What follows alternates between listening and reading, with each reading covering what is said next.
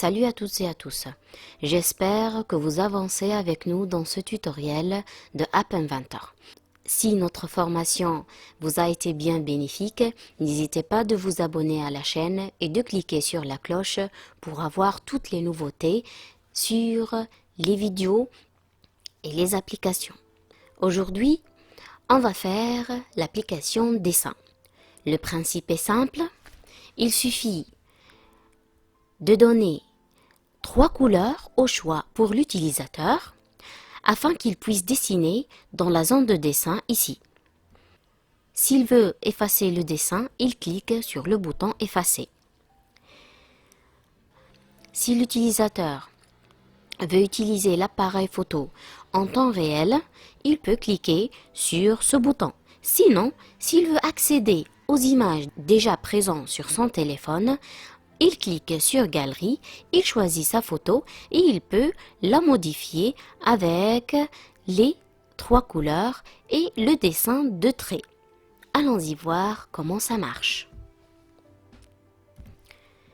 Première chose à faire, c'est de créer un nouveau projet. On va insérer les composants un par un sur l'interface de notre application.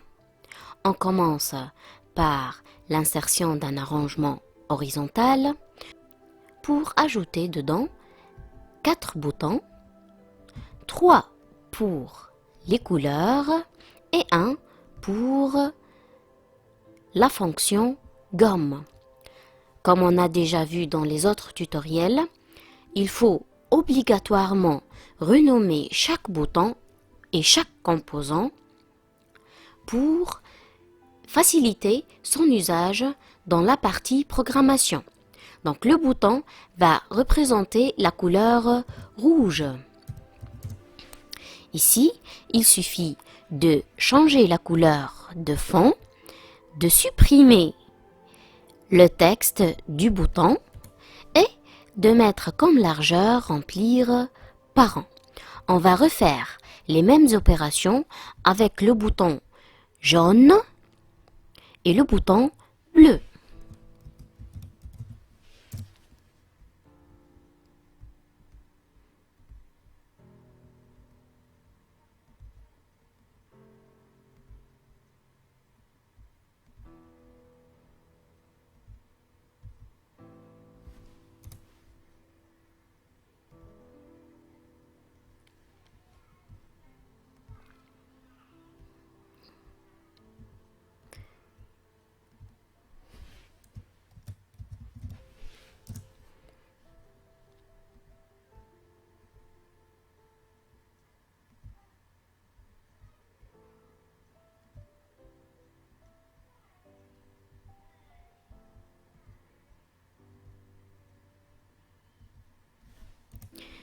Voilà, une fois fini avec les 3 boutons de couleur, on passe au 4e bouton qui représente la gomme. On va le nommer effacer. Maintenant, on choisit la largeur et on écrit dans la zone de texte effacer. Voilà. Pour que les 4 composants aient la largeur de n'importe quel téléphone portable, il faut changer aussi la largeur de l'arrangement. Voilà.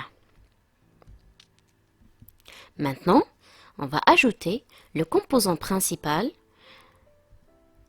qui se trouve dans Dessin et animation.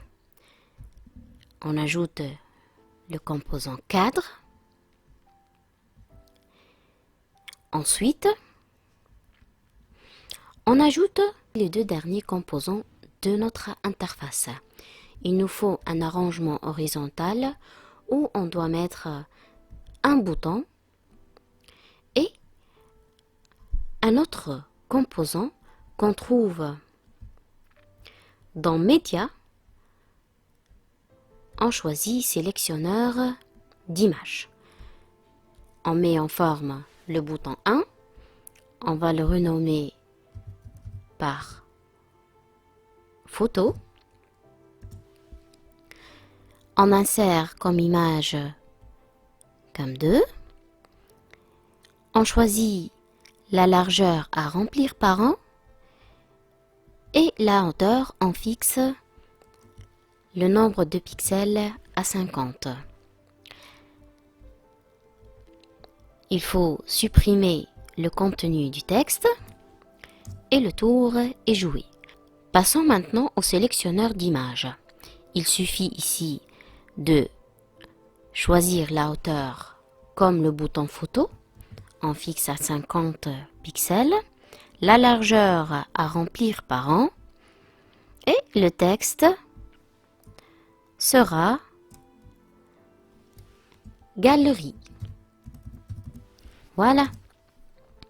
On peut changer en gras. On n'oublie pas de changer les dimensions de l'arrangement horizontal 2, la largeur à remplir par an. Remarquez ici que la zone de dessin est très petite. On va juste changer sa hauteur à remplir par an et sa largeur à remplir par an pour qu'elle soit adaptable à tous les écrans de téléphone portable. Il nous reste juste un dernier élément à insérer dans notre interface. Cet élément est utilisable dans le bouton photo. On va appeler le composant caméra. Une fois l'interface finie, on passe à la programmation dans l'interface bloc. Suivez-moi jusqu'à la fin de la vidéo pour voir le résultat final et explorer les nouveaux composants qu'on a utilisés aujourd'hui. Allons-y. On commence par la programmation des boutons de couleur. Voyons voir pour le premier bouton. Si on clique sur le bouton rouge, qu'est-ce qui va se passer? Le trait de dessin du cadre va changer en rouge. Donc, on cherche la couleur du dessin, mettre la couleur du dessin du cadre 1 à rouge. On cherche rouge et on l'affecte à cette opération. La même chose va se faire avec le bouton jaune. Il suffit de changer le nom du bouton et de prendre la couleur jaune. Aussi, pour le bouton bleu, on clique sur dupliquer et il suffit de remplacer la couleur par bleu. Voilà. Maintenant, on passe au bouton effacer. Si on clique dessus, qu'est-ce qui va se passer? L'image de fond du cadre va être remplacée par la couleur blanche.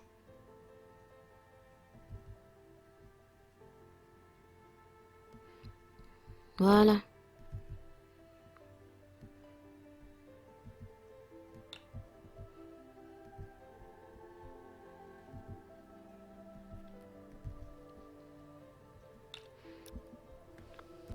Maintenant, on va programmer la zone de dessin. Le principe, c'est quand on glisse notre doigt sur le cadre, c'est-à-dire sur la zone de dessin, un trait apparaît. En mathématiques, si on dessine un trait dans un repère, chaque point dans ce trait a deux coordonnées. Un abscisse, qu'on appelle en général X, et un ordonnée qu'on appelle Y. Comment on va appliquer les notions mathématiques dans ce programme? C'est facile. À chaque fois, l'ordinateur enregistre la position du doigt. Si on bouge notre doigt, il va lier la position du point précédent à la position du point actuel. Appliquons ces notions sur notre application. Donc, pour programmer le cadre, il faut prendre ce bloc. Quand on glisse le doigt sur le cadre, qu'est-ce qui va se passer? On appelle ce bloc pour demander à l'ordinateur de dessiner une ligne en liant à chaque fois deux points. Le point précédent qui a deux coordonnées X et Y et le point actuel qui a aussi deux coordonnées X et Y. Voilà. On récapitule. Si on glisse notre doigt sur le cadre de dessin, c'est-à-dire sur la zone de dessin, l'application va ordonner le dessin d'une ligne en liant les points. On s'arrête à ce stade pour voir si l'application marche convenablement ou non. Donc, on fait une simulation. On clique sur Connect et on utilise Companion AI. On scanne le code QR.